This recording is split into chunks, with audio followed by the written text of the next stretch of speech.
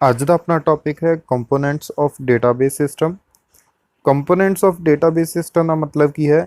Major parts ਜਿਨ੍ਹਾਂ ਦੀ help ਨਾਲ ਡੇਟਾਬੇਸ ਸਿਸਟਮ ਜਿਹੜਾ ਹੈ ਉਹ ਕੰਪਲੀਟ ਹੁੰਦਾ ਹੈ।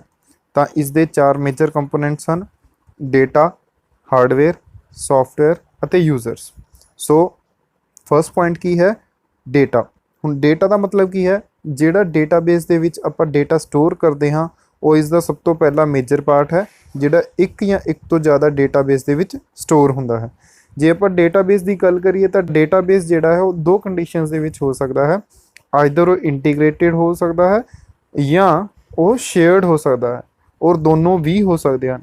ਇੰਟੀਗ੍ਰੇਟਿਡ ਦਾ ਮਤਲਬ ਕੀ ਹੈ? ਜਿੰਨੇ ਵੀ ਪਾਰਟਸ ਹਨ, ਜਿੰਨੀਆਂ ਵੀ ਫਾਈਲਾਂ ਹਨ, ਉਹ ਸਾਰੀਆਂ ਇੱਕ ਦੂਜੇ ਨਾਲ ਰਿਲੇਟ ਕਰਦੀਆਂ ਹਨ ਔਰ ਇਹਨਾਂ ਦੇ ਵਿੱਚ ਕਿਸੇ ਵੀ ਤਰੀਕੇ ਦੀ ਕੋਈ ਵੀ ਡੁਪਲੀਕੇਸੀ ਨਹੀਂ ਹੈ। ਔਰ ਜੇ ਆਪਾਂ ਗੱਲ ਕਰੀਏ ਸ਼ੇਅਰਡ ਦੀ, ਤਾਂ ਸ਼ੇਅਰਡ ਦਾ ਮਤਲਬ ਕੀ ਹੈ? ਜਿੰਨੇ ਵੀ ਡੇਟਾਬੇਸ ਦੇ ਯੂਜ਼ਰਸ ਹਨ ਉਹ ਸਾਰਿਆਂ ਦੇ ਨਾਲ ਆਪਾਂ ਨੇ ਜਿਹੜਾ ਡੇਟਾ ਹੈ ਉਹ ਸ਼ੇਅਰ ਕੀਤਾ ਹੋਇਆ ਹੈ, ਸੋ ਦੈਟ ਹਰ ਯੂਜ਼ਰ ਆਪਣੇ ਐਕਸੈਸ ਦੇ ਅਕੋਰਡਿੰਗਲੀ ਡੇਟਾਬੇਸ ਨੂੰ ਯੂਜ਼ ਕਰ ਸਕੇ। ਸੈਕਿੰਡ ਕੰਪੋਨੈਂਟ ਹੈ ਹਾਰਡਵੇਅਰ। ਹਾਰਡਵੇਅਰ ਬੇਸਿਕਲੀ ਕੀ ਹੈ? ਜਿੰਨੀਆਂ ਵੀ ਸੈਕੰਡਰੀ ਸਟੋਰੇਜ ਡਿਵਾਈਸਾਂ ਹਨ ਜਿਨ੍ਹਾਂ ਨੂੰ ਤੁਸੀਂ ਡੇਟਾਬੇਸ ਦੇ ਵਿੱਚ ਯੂਜ਼ ਕਰਦੇ ਹੋ, ਜਿਨ੍ਹਾਂ ਦੇ ਉੱਪਰ ਡੇਟਾਬੇਸ ਸੇਵ ਹੁੰਦਾ ਹੈ, ਜਿਵੇਂ ਡਿਸਕ ਹੈ, ਡਰਮ ਹੈ, ਇਹ ਸਾਰੇ ਕੀ ਨੇ? ਹਾਰਡਵੇਅਰ ਕੰਪੋਨੈਂਟ ਦਾ ਪਾਰਟ ਹਨ। ਥਰਡ ਕੰਪੋਨੈਂਟ ਹੈ ਸੌਫਟਵੇਅਰ। ਹਾਰਡਵੇਅਰ ਔਰ ਯੂਜ਼ਰ ਦੇ ਇਨ ਬਿਟਵੀਨ ਇੱਕ ਲੇਅਰ ਆਫ ਸੌਫਟਵੇਅਰ ਹੁੰਦੀ ਹੈ ਜਿਹਨੂੰ ਆਪਾਂ DBMS ਵੀ ਕਹਿੰਦੇ ਹਾਂ, ਔਰ ਜਿੰਨੀਆਂ ਵੀ ਯੂਜ਼ਰ ਦੀਆਂ ਰਿਕੁਐਸਟ ਹਨ ਉਹਨਾਂ ਨੂੰ ਕੌਣ ਪਰਫਾਰਮ ਕਰਦਾ ਹੈ?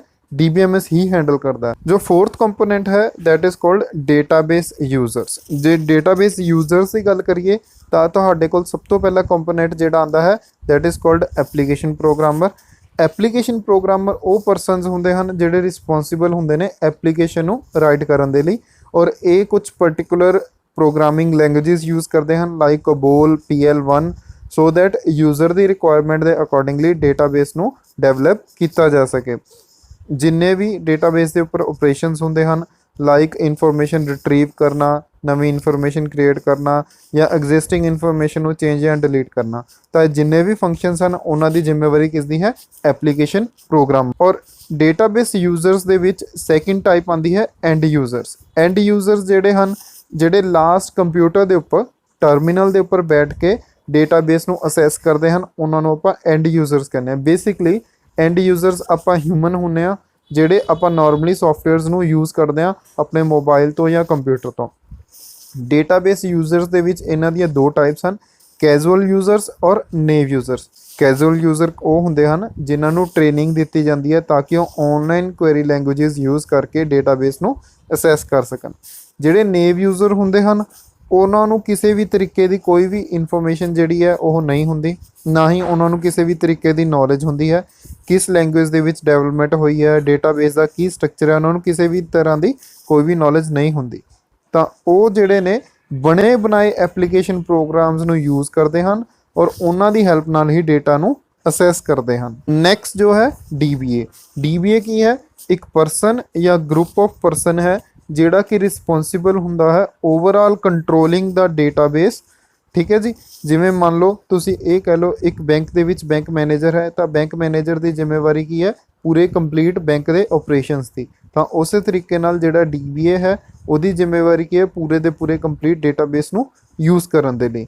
ਹੁਣ ਜਿਹੜਾ ਇਹ DBA ਹੈ ਇਸ ਦੇ ਕੋਲ ਟੈਕਨੀਕਲ ਐਂਡ ਮੈਨੇਜਰੀਅਲ ਦੋਨੋਂ ਤਰੀਕੇ ਦੀਆਂ ਸਕਿੱਲਸ ਹੁੰਦੀਆਂ ਹਨ, ਤਾਂ ਇਹ ਸਕਿੱਲਸ ਦਾ ਯੂਜ਼ ਕਰਕੇ ਉਹ ਓਵਰਆਲ ਡੇਟਾਬੇਸ ਨੂੰ ਮੈਨੇਜ ਕਰਦਾ ਹੈ। ਜੇ ਤੁਸੀਂ ਇਸ ਡਾਇਗਰਾਮ ਨੂੰ ਧਿਆਨ ਨਾਲ ਦੇਖੋ ਤਾਂ ਹਰ ਯੂਜ਼ਰ ਦਾ ਆਪਣਾ ਇੱਕ ਰਿਸਪੌਂਸਿਬਿਲਟੀ ਹੈ। ਜਿਵੇਂ DBA ਦੀ ਰਿਸਪੌਂਸਿਬਿਲਟੀ ਕੀ ਹੈ? Commands that create and modify database structure. ਤਾਂ DBA ਦੀ ਜ਼ਿੰਮੇਵਾਰੀ ਕੀ ਹੈ? ਡੇਟਾਬੇਸ ਸਟਰਕਚਰ ਨੂੰ ਕ੍ਰੀਏਟ ਕਰਨਾ ਔਰ ਮੋਡੀਫਾਈ ਕਰਨਾ। ਐਪਲੀਕੇਸ਼ਨ ਪ੍ਰੋਗਰਾਮਰਸ ਦੀ ਜ਼ਿੰਮੇਵਾਰੀ ਕੀ ਹੈ?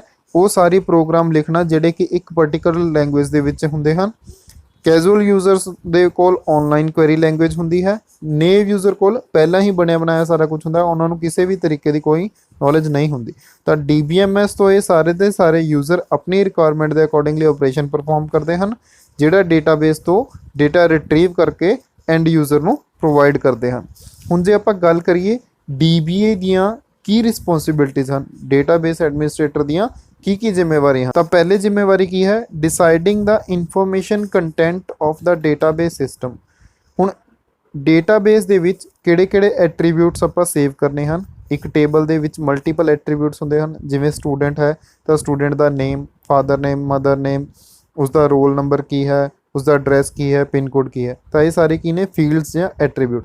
ਤਾਂ ਕਿਹੜੇ-ਕਿਹੜੇ ਐਟਰੀਬਿਊਟ ਆਪਾਂ ਨੇ ਰੱਖਣੇ ਹਨ, ਉਹਨਾਂ ਦੀ ਕਿਹੜੀ ਟਾਈਪ ਹੋਣੀ ਚਾਹੀਦੀ ਹੈ, ਲਾਈਕ ਵੈਰਕੈਰ ਹੋਣਾ ਚਾਹੀਦਾ ਹੈ, ਕਰੈਕਟਰ ਹੋਣਾ ਚਾਹੀਦਾ ਹੈ, ਨੂਮੈਰਿਕ ਹੋਣਾ ਚਾਹੀਦਾ ਹੈ, ਔਰ ਉਹਨਾਂ ਦੇ ਵਿੱਚ ਕਿਹੜੀਆਂ ਵੈਲਿਊਜ਼ ਆਪਾਂ ਸੇਵ ਕਰਨੀਆਂ ਨੇ। ਰੇਂਜ ਆਫ ਵੈਲਿਊਜ਼ ਕੀ ਹੈ ਡੇਟਾਬੇਸ ਦੇ ਵਿੱਚ, ਉਹ ਪਰਟੀਕੂਲਰ ਐਟਰੀਬਿਊਟ ਨੂੰ ਸਟੋਰ ਕਰਨ ਦੇ ਲਈ। ਤਾਂ ਓਵਰਆਲ ਡੇਟਾਬੇਸ ਦਾ ਸਕੀਮਾ ਡਿਸਾਈਡ ਕਰਨ ਦੀ ਜ਼ਿੰਮੇਵਾਰੀ ਕਿਸ ਦੀ ਹੁੰਦੀ ਹੈ, DBA ਦੀ ਹੁੰਦੀ ਹੈ। Second point, deciding hardware device to be used.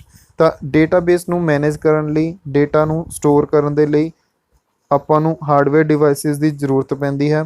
ਤਾਂ ਕੋਸਟ ਐਂਡ ਐਫੀਸ਼ੀਐਂਸੀ ਦੇ ਹਿਸਾਬ ਨਾਲ DBA ਡਿਸਾਈਡ ਕਰਦਾ ਹੈ ਕਿਹੜੀ ਸਟੋਰੇਜ ਡਿਵਾਈਸਿਸ ਤੁਸੀਂ ਯੂਜ਼ ਕਰਨੀਆਂ ਹਨ। ਥਰਡ ਪੁਆਇੰਟ ਹੈ deciding the user and data to be used by the user. ਕਿਸ ਯੂਜ਼ਰ ਨੂੰ ਕਿੰਨਾ ਡੇਟਾਬੇਸ ਅਸੈਸ ਪ੍ਰੋਵਾਈਡ ਕਰਨਾ ਹੈ, ਤਾਂ ਇਹਦੀ ਜ਼ਿੰਮੇਵਾਰੀ ਵੀ ਕਿਸ ਦੇ ਕੋਲ ਹੁੰਦੀ ਹੈ, ਡੇਟਾਬੇਸ ਐਡਮਿਨਿਸਟ੍ਰੇਟਰ ਦੇ ਕੋਲ। ਨੈਕਸਟ ਪੁਆਇੰਟ ਹੈ deciding backup and recovery method.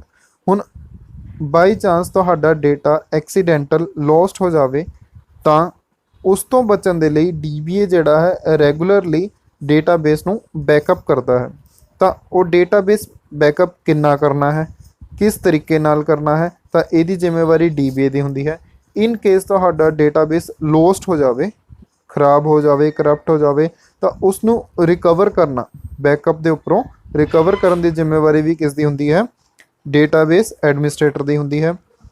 Next point ਹੈ deciding the validation checks on the data.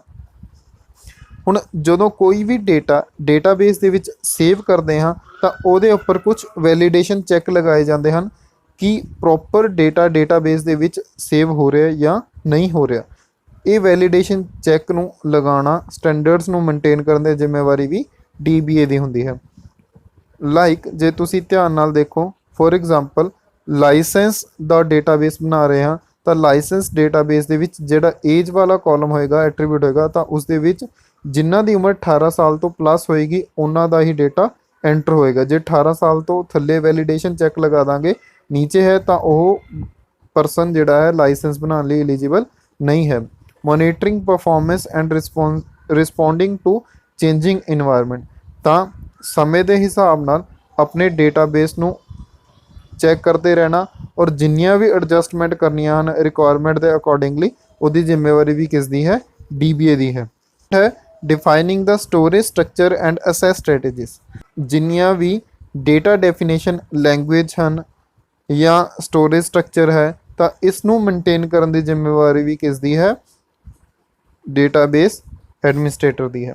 Last point ਕੀ ਹੈ, ਡਿਫਾਈਨਿੰਗ ਇੰਟੀਗ੍ਰਿਟੀ ਕੰਸਟ੍ਰੇਂਟਸ। ਹੁਣ ਇੰਟੀਗ੍ਰਿਟੀ ਕੰਸਟ੍ਰੇਂਟਸ ਕਿਆ ਹੁੰਦੇ ਹਨ, ਪ੍ਰਾਇਮਰੀ ਇੰਟੀਗ੍ਰਿਟੀ ਕੰਸਟ੍ਰੇਂਟ ਹੁੰਦਾ ਹੈ, ਰੈਫਰੈਂਸ਼ੀਅਲ ਇੰਟੀਗ੍ਰਿਟੀ ਕੰਸਟ੍ਰੇਂਟ ਹੁੰਦਾ ਹੈ। ਤਾਂ ਇਸ ਦੇ ਵਿੱਚ ਕੀ ਕਰਦੇ ਹਨ, ਕੋਈ ਵੀ ਡੇਟਾਬੇਸ ਦੇ ਵਿੱਚ ਸੇਵ ਕਰਨ ਤੋਂ ਪਹਿਲਾਂ ਇਹ ਇੰਟੀਗ੍ਰਿਟੀ ਕੰਸਟ੍ਰੇਂਟ ਨੂੰ ਫੋਲੋ ਕਰਦਾ ਹੈ। ਪ੍ਰਾਇਮਰੀ 'ਚ ਕੀ ਹੁੰਦਾ ਹੈ, ਹਰੇਕ ਟੇਬਲ ਦੇ ਵਿੱਚ ਇੱਕ ਕਾਲਮ ਇਹੋ ਜਿਹਾ ਹੁੰਦਾ ਹੈ ਜਿਹੜਾ ਯੂਨੀਕਲੀ ਆਇਡੈਂਟੀਫਾਈ ਕਰਦਾ ਹੈ। ਤਾਂ ਇਸ ਤਰੀਕੇ ਨਾਲ ਜਿਹੜੇ ਇੰਟੀਗ੍ਰਿਟੀ ਕੰਸਟ੍ਰੇਂਟ ਲਾਉਣ ਦੀ ਜ਼ਿੰਮੇਵਾਰੀ ਹੈ ਉਹ ਵੀ ਕਿਸ ਦੀ ਹੁੰਦੀ ਹੈ, DBA ਦੀ ਹੁੰਦੀ ਹੈ। ਸੋ ਅੱਜ ਦੀ ਵੀਡੀਓ ਦੇ ਵਿੱਚ ਇੰਨਾ ਹੀ। ਧੰਨਵਾਦ।